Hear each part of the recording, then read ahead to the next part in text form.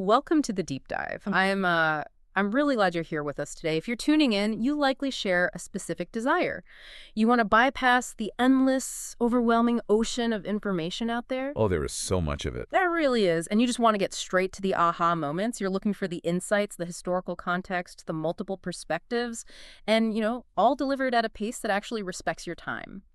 That is our mission here. Right. Today, we're focusing our lens on a single Wikipedia article, but the subject matter is it's anything but singular. We are unpacking one of the most infamous, intensely debated, and widely misunderstood phrases in all of political history. Peace for our time. Yeah, it is a sequence of words that carries an almost suffocating amount of historical baggage. When we examine this phrase, we aren't just looking at a political slogan. We're dissecting a moment where global desperation collided with spectacular miscalculation. Exactly. Our goal today is to strip away the decades of mythology surrounding that phrase. We're going to explore the massive, surprising public backlash that was, quite frankly, systematically hidden from the masses. Hidden in plain sight, really. Yeah. And we'll examine how a message intended to project profound hope rapidly curdled into a bitter irony. This is fundamentally a story about state-sponsored media curation, the fascinating mechanics of collective memory, and, well, the extreme danger of wishful thinking on a geopolitical scale. To truly comprehend how this unraveled, we have to establish the intense atmospheric tension of the moment. I want you to picture the geopolitical stage. The date is September 30, 1938. Right. The world is teetering on the absolute edge, collectively terrified of plunging back into a global conflict. Remember, the horrors of the First World War are barely 20 years in the rearview mirror. It's still incredibly fresh for everyone alive. Exactly. British Prime Minister Neville Chamberlain has just landed at Heston Aerodrome. He's returning to the United Kingdom for the Munich Agreement, and as he steps off that airplane, he is literally holding up a fluttering piece of paper. He's presenting a document signed by himself and German Chancellor Adolf Hitler. Okay, let's unpack this, because the exact words spoken on that tarmac and the staging of that moment are critical to everything that follows. Chamberlain is essentially trading the Sudetenland, which is a massive, vital chunk of Czechoslovakia, in exchange for a signature on this piece of paper. A tremendous concession. Huge.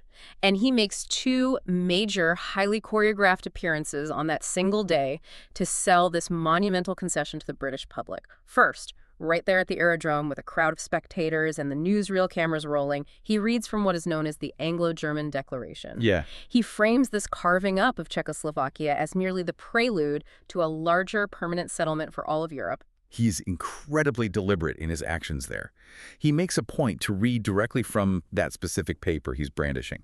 He recites the text, stating that the agreement is symbolic of the desire of their two peoples never to go to war with one another again. Wow. It's a sweeping, absolute promise designed to immediately lower the blood pressure of a terrified nation. But the performance doesn't end at the aerodrome.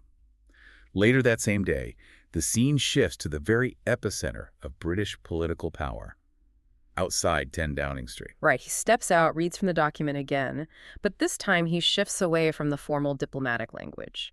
He concludes with a deeply personal, emotional appeal to the crowd gathered outside. He declares, "My good friends, this is the second time in our history that there has come back from Germany to Downing Street, peace with honor. I believe it is peace for our time." Yeah. And then he finishes with a line that, knowing what we know now, is steeped in dark comedy. He says, "We thank you from the bottom of our hearts. Now I recommend you go home and sleep quietly in your beds." You really have to marvel at the sheer audacity of a politician telling a nation to sleep quietly while an entire continent is quietly stockpiling munitions. It's wild. But to grasp the immense weight of that specific moment outside 10 Downing Street, we need to look at the historical architecture of his speech. When Chamberlain deployed the phrase, "peace with honor," he was not merely improvising a catchy soundbite. He was intentionally invoking the ghost of a beloved former Prime Minister, Benjamin Disraeli. So he was reaching back into the history books to artificially inflate the significance of the Munich Agreement. Precisely. He was trying to wrap a highly controversial concession in the cloak of an undisputed historical triumph. Upon returning from the Congress of Berlin in 1878, Disraeli had stood before the public and stated, "Lord Salisbury and myself have brought you back peace, but a peace I hope with honor." So it was a direct lift. It was. By deliberately echoing Disraeli, Chamberlain was attempting to cement his own legacy in real time. He was signaling to the British public, and perhaps to his own political critics, that he belonged in the pantheon of legendary peacemakers. He desperately needed to frame Munich not as an act of appeasement, but as a masterstroke of British diplomacy. Here's where it gets really interesting. Because despite all of Chamberlain's careful stagecraft and his deliberate echoing of Disraeli, almost everyone today remembers his crowning phrase incorrectly. They do. If you survey people today, or even scan through plenty of published history books, people confidently quote him as having promised peace in our time. But the archival footage and the source text are definitive. He actually said peace for our time. Right. It's just a minor prepositional shift, swapping it in for a for, but it has become one of the most stubborn, widespread misquotes in modern history. And that autocorrection by the general public was not just a slip of the tongue, it was a profound psychological defense mechanism. The British public ended up collectively substituting the word in because the phrase peace in our time was already deeply etched into their subconscious. It was something they already knew. Exactly. It was a rhythm and a plea they were intimately familiar with from its long-standing daily appearance in the Book of Common Prayer. And the prayer book was an absolute cornerstone of daily life and religious practice back then. The public took a secular, highly fragile political declaration and unconsciously wrapped it in the spiritual armor of a text they had heard 1,000 times before. They did. The Book of Common Prayer features a specific passage translated from a 7th century Latin hymn, Da Pacem Domine. The English translation of the prayer book reads, "Give peace in our time, O Lord, because there is none other that fighteth for us, but only thou, O God." When Chamberlain stood there and said, "Peace for our time," the public ear essentially rejected the political phrasing and reached for the divine. They were a traumatized populace. They didn't just want a diplomatic treaty. They wanted divine intervention. They needed the soothing familiarity of a centuries-old prayer to convince themselves that the looming threat of Luftwaffe had actually been neutralized. That reveals so much about the mechanics of collective memory. We remember what we need to remember to feel safe. But that psychological blanket brings us to the harsh reality check of this entire narrative. Popular history has a habit of smoothing out the rough edges, and it often paints this specific day as one of completely unified, joyous, national relief. The cheering crowds. Exactly. The enduring cultural image is that every citizen in Britain was cheering in the streets, utterly bought into Chamberlain's promise. The source material, however, completely shatters that illusion. It exposes a deeply fractured reality on the ground that was deliberately hidden from view. The contrast between the manufactured narrative and the reality of the streets is staggering. On that exact same day, September 30, 1938, the very day Chamberlain is instructing the public to go home and sleep quietly in their beds, a massive, organized protest against the Munich Agreement erupted in Trafalgar Square. And the exact same day. Yes. We are talking about 15,000 people mobilizing to voice their sheer opposition, their anger over the betrayal of Czechoslovakia, and their disbelief at Chamberlain's naivete. To put that into perspective for you, those 15,000 protesters outnumbered the celebratory crowd at 10 Downing Street by a ratio of 3-1. The people who saw through the appeasement vastly outnumbered the people cheering for it on the very day of Chamberlain's supposed greatest triumph, which begs a massive question.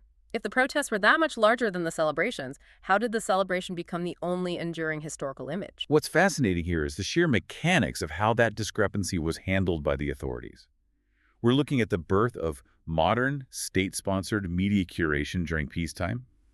The source text reveals that Chamberlain and his government engaged in the active manipulation of the BBC. They just hid it. They systematically suppressed the news of these massive protests. The government recognized that reality on the ground didn't matter nearly as much as the broadcast reality. They curated the newsreels and the radio bulletins to ensure that the prevailing narrative delivered to the nation was one of universal gratitude and unbroken relief. That is a terrifying level of information control.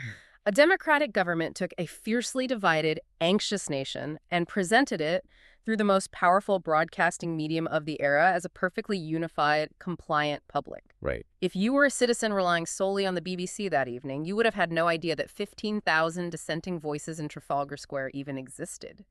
The government effectively deleted them from the national conversation to protect a fragile diplomatic narrative. It demonstrates how consensus can be entirely manufactured. But despite that sweeping suppression, the critics within the political sphere and the broader culture were absolutely speaking out.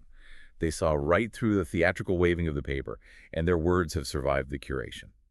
Yeah, the source highlights two incredibly sharp counter-narratives from the time that perfectly capture the dissenting mood.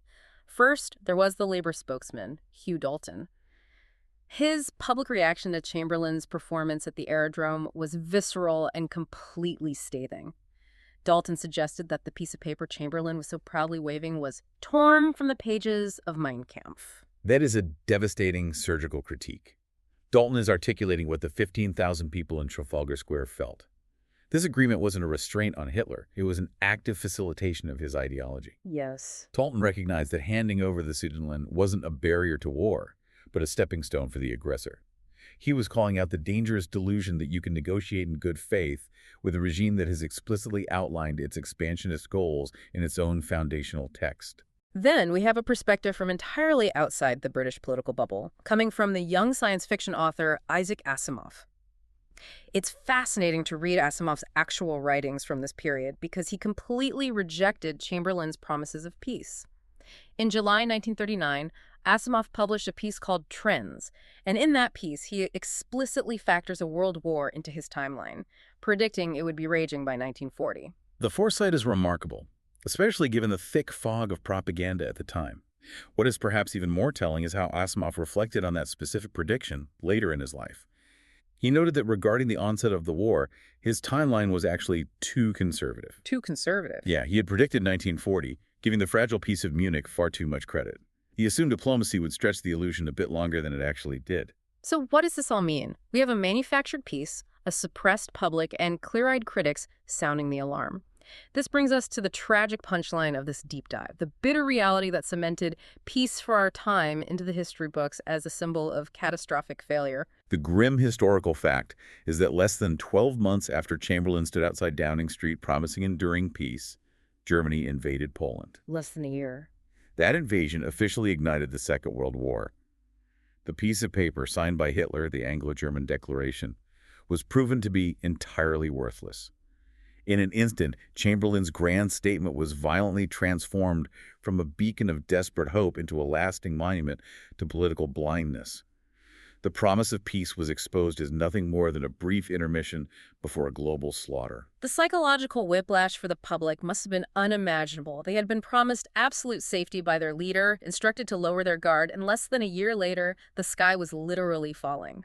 The trauma of that massive miscalculation rippled through the culture for decades. It wasn't just a failed policy, it was a profound betrayal of the public trust. That specific trauma permeates post-war culture, and the source material provides a brilliant, haunting example of this processing. In 1947, the legendary playwright Noel Coward wrote a stage play. He gave it the deeply ironic title, Peace in Our Time. Using the misquote. Exactly. Notice that Coward intentionally used the misquoted prayer book version of the phrase, leaning right into the public's collective flawed memory. And the play itself is a work of alternative history, set in a fictionalized 1940 where the Battle of Britain has been lost. In Coward's narrative, the Germans have achieved absolute air supremacy, and the United Kingdom is living under the boot of Nazi occupation. The specific inspiration behind Coward's decision to write this play is profound. He was inspired to write it in 1946, shortly after visiting France and witnessing the lingering, toxic effects of the Nazi occupation there firsthand. He made an observation that cuts to the very core of national identity. Oh, this part is fascinating. Coward observed that the physical effect of 4 years of intermittent bombing is actually far less damaging to the intrinsic character of a nation than the spiritual effect of 4 years of enemy occupation. That is such a vital, devastating distinction. Destroyed buildings, shattered infrastructure, cratered roads, those can all be rebuilt. A nation can endure relentless physical bombardment and still keep its soul intact. The Blitz proved that. But Coward is arguing that the spiritual subjugation of living under an occupying force corrupts a society from the inside out. Yeah, the daily compromises required to survive, the forced collaboration, the creeping loss of liberty, the psychological weight of being conquered and monitored, that destroys the intrinsic character of a people in a way that high explosives never could. By titling his play Peace in Our Time, Coward is delivering a direct, scorching indictment of Chamberlain's appeasement. He's suggesting that Chamberlain's desperate desire for peace at any cost, his willingness to trade away the freedom of others for a temporary quiet, nearly led to the ultimate spiritual death of the British nation. It is a brilliant piece of cultural reflection that forces the audience to confront the actual cost of appeasement. But the phrase peace in our time wasn't exclusively used by later generations to look backward in anger or irony. Sometimes leaders attempt to take tainted, toxic rhetoric and redeem it, elevating it to inspire something genuinely durable. We see this exact rhetorical pivot in how U.S. President John F. Kennedy utilized the ghost of Chamberlain's speech decades later. This happens during his famous commencement address at American University in 1963. We are now in the depths of the Cold War, another era where the world is constantly teetering on the brink of absolute annihilation. Kennedy steps up and flips the script entirely. He purposefully invokes that infamous phrase, but he alters the ambition behind it. Kennedy stated to the crowd that he sought not merely peace in our time, but peace in all time. By doing that, Kennedy is actively acknowledging the catastrophic failure of 1938 while simultaneously rejecting the entire philosophy of short-term, temporary fixes. He's signaling to the global community that true statesmanship isn't about buying a few quiet years for your own generation, especially if it comes at the expense of future stability. Right, it takes work. He's demanding the hard, structural, unglamorous work required to ensure enduring peace. Kennedy took a phrase synonymous with naivete and appeasement and transformed it into a genuine, ambitious diplomatic vision for the modern age. It truly is incredible how a few words spoken on a windy tarmac and a London doorstep can travel through time, morphing at every stop. From a desperate plea for hope to a devastating historical irony, to a cultural warning about the rotting of a nation's soul, and finally to a renewed call for lasting global security. It's quite a journey. To summarize our deep dive today, we started with a highly choreographed runway speech in 1938, where a prime minister waved a meaningless piece of paper and promised a terrified world that the threat of war was definitively over. We uncovered how that theatrical moment was immediately met with massive, localized public protests. 15,000 voices in Trafalgar Square that were systematically suppressed by the government and the BBC to maintain a flawless, false narrative of unified relief. All swept under the rug. Completely. We explored the linguistic phenomenon of a traumatized public misremembering the, quote, wrapping a political failure in the comforting familiarity of a 7th century prayer. And ultimately, we tracked how that monumental geopolitical gaffe echoed through the decades, inspiring alternative history plays that explored the spiritual death of occupation and challenging future leaders to demand something far more permanent than a temporary paper-thin truce. So much packed into one phrase. Yeah. Thank you so much for joining us on this deep dive. We set out to bypass the surface-level history and uncover the hidden protests, the media manipulation, and the cultural echoes behind a phrase everyone assumes they know. I hope this exploration provided you with some real insights into how history is not just made, but how it is actively curated, remembered, and repurposed. I want to leave you with one final question to mull over as you step back into your day.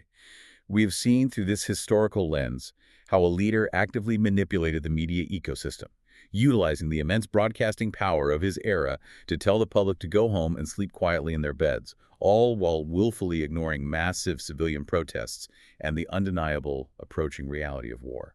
When modern leaders step up to the podium and promise us absolute security, comfort, and simple solutions to incredibly complex threats, how do you distinguish between a genuine, structural achievement of peace and a soothing, carefully broadcasted lullaby meant merely to mask an approaching storm?